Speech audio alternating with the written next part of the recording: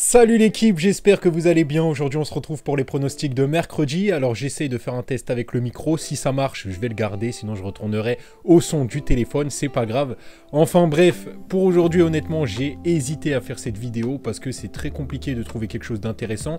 Il y a pas mal d'équipes qui sont qualifiées, il y a des douilles de possibles, donc pour trouver une bonne cote intéressante à jouer en simple, franchement ça a été un petit peu compliqué, mais je me suis donné la peine d'aller chercher plus loin et j'ai trouvé quelque chose de plutôt intéressant. J'ai trouvé que les statistiques étaient pas mal et la cote également, donc vous allez voir, on va voir ça ensemble. Juste avant, je vous invite à vous abonner à la chaîne et activer les notifications. N'oubliez pas de liker cette vidéo et on se retrouve tout de suite sur mon écran pour faire l'analyse ensemble. J'ai choisi de m'intéresser au match du Sporting contre Dortmund. Alors déjà, il y a des absents importants pour les visiteurs, alors ne jouez surtout pas sur eux. C'est un match très important pour ces deux équipes qui vont jouer la deuxième place.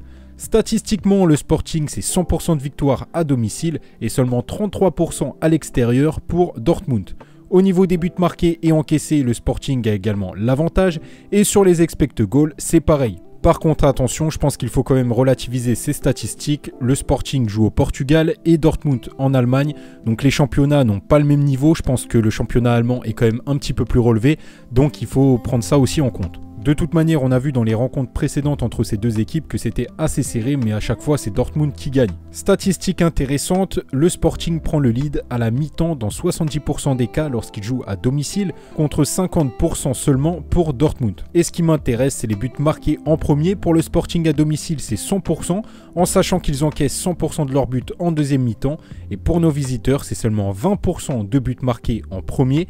Et les 80% que vous voyez à l'écran, c'est parce qu'à domicile, ils marquent en premier dans 100% des cas. Et chose intéressante, plus de 50% de leurs buts encaissés ont lieu en première mi-temps. Pour toutes ces raisons, je pense que le Sporting pourrait marquer le premier but dans ce match. La cote est à 1,96 sur Betclic. D'ailleurs, je voulais vous signaler que sur ce type de pari, c'est Betclic qui propose les meilleures cotes du marché en France. Bon, après, ça reste quand même du contre-favori, donc le risque est quand même assez haut. On le voit de toute manière à la cote.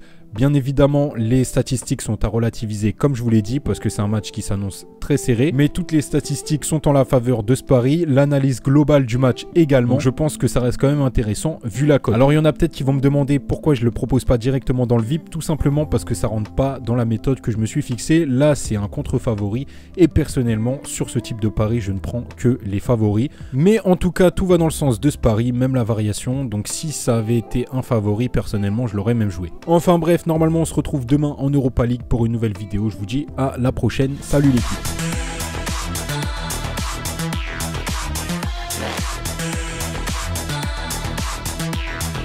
Evolution.